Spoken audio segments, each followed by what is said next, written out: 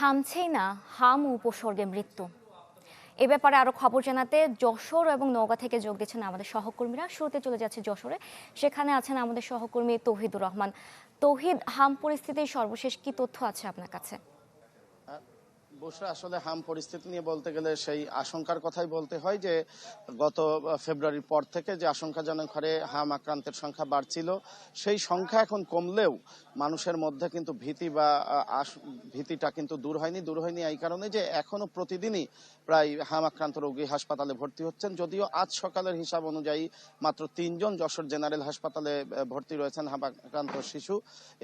গতকালও এই সংখ্যা ছিল ৫ জন এবং গত ৩ মাসের পরিসংখ্যান যদি বলি তাহলে গত ৩ মাসে ৮০০-র বেশি রোগী ভর্তি হয়েছেন এখানে হাম সন্দেহজনক রোগী হিসাবে, যাদের মধ্যে ৫০১ জনের নমুনা পরীক্ষার পর মিলেছে হামের উপসর্গ এবং হামের রোগ, যাদের অধিকাংশই সুস্থ হয়ে বাড়ি ফিরেছেন। তবে সুখবর হলো যশোরে মৃত্যুর কোনো ঘটনা ঘটেনি স্বাস্থ্য বিভাগের তথ্য অনুযায়ী, এবং আমরাও দেখেছি যে আক্রান্তদের বেশিরভাগ সিংহভাগই কিন্তু শিশু এবং সেটা ৯ মাস থেকে আরো কম বয়সী শিশু ছিল।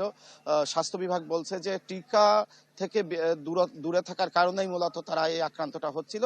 গত ৫ এপ্রিল থেকে টিকা কর্মসূচি স্বাভাবিক হবার পর থেকে এই হাম আক্রান্ত রোগীর সংখ্যা কমতে শুরু করে, যদিও এখনো শূন্যের কোটায় আসেনি।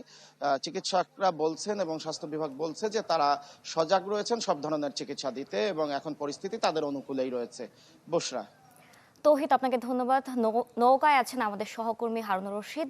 হারুন, শুনছিলাম যশোরের হাম পরিস্থিতির খবর, নওগাঁর কি অবস্থা? আসলে দেশের বিভিন্ন অঞ্চলে হামের যে প্রকোপ কিংবা ভয়াবহতা আমরা দেখেছি, কিন্তু শুরু থেকে এখন পর্যন্ত নওগাঁয় ঠিক সেই পরিস্থিতির দিকে যায়নি। স্বাস্থ্য বিভাগ বলছে যে এখন পর্যন্ত প্রায় ৪০০-র অধিক রোগী তারা পেয়েছেন হাম সাসপেক্টেড, এবং তাদের আসলে পরীক্ষা নিরীক্ষা শেষে তাদের চিকিৎসা দেওয়া হয়েছে এবং তারা এখন সকলেই সুস্থ হয়ে বাসায় ফিরে গেছেন। এখন আমরা যে হাসপাতাল থেকে কথা বলছি, নওগাঁ জেনারেল হাসপাতাল, এইখানে মাত্র ২ জন শিশু ভর্তি আছে হামের লক্ষণ নিয়ে। তাদের আসলে চিকিৎসা চলছে, তাদের অবস্থা বেশ খানিকটা ভালো। স্বাস্থ্য বিভাগের পক্ষ থেকে বলা হচ্ছে যে টিকা যখন থেকে আসলে শুরু করা হলো শিশুদের মাঝে দেয়ার, ঠিক তখন থেকেই হামের যে প্রকোপ সেটি আসলে কমতে শুরু করেছে এবং মৃত্যুর যে সংখ্যা নওগাঁতে সেটিও কিন্তু 0, অর্থাৎ এখন পর্যন্ত হাম আক্রান্ত হয়ে কেউ মারাও যাননি নওগাঁতে। স্বাস্থ্য বিভাগের পক্ষ থেকে বলা হচ্ছে যে এখন পর্যন্ত প্রায় ২.৫ লাখ শিশুকে তারা নওগাঁর টিকার আওতায় আনতে পেরেছেন, অর্থাৎ তাদের হিসেব মতে এটিকে শতভাগ বলা হচ্ছে।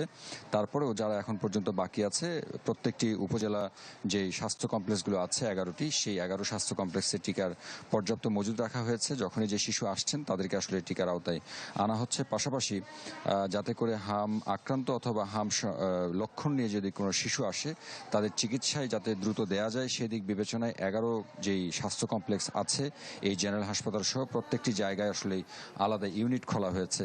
মোটামুটি এরকমটা ছিল। এখন পর্যন্ত আসলেই খুব বেশি খারাপ পরিস্থিতি নওগাঁর প্রেক্ষাপটে নেই, এমনটাই বলা চলে। হারুন, আপনাকে ধন্যবাদ। RICL TMX, যুগের পর যুগ স্থাপনা থাকে মজবুত।